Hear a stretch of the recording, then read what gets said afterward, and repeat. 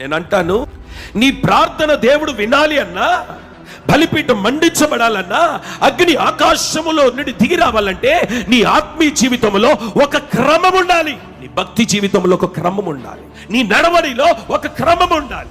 నీ పరిచర్యలో ఒక క్రమం ఉండాలి. నీ విశ్వాస యాత్రలో ఒక క్రమం ఉండాలి. క్రమము లేకుండా నువ్వు ఏ పని చేసినా బైబిల్ చెప్తుంది అక్రమము చేయువారులారా మీరు నా యొద్ద నుండి తొలగిపోండి.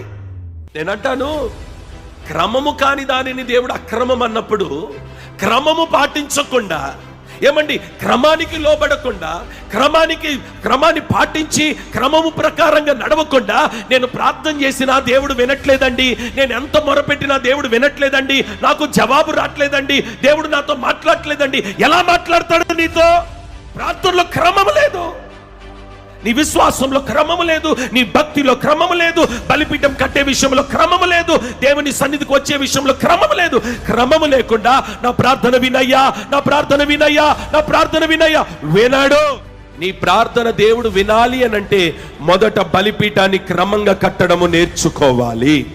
కర్మేలుకు దేవుడు నిన్ను తీసుకొచ్చిన తర్వాత ఏదియూ పోకుండా దేవుడు కాపాడాలనంటే మొదట బలిపీఠము కర్మేలు మీద క్రమముగా కట్టడము నేర్చుకో.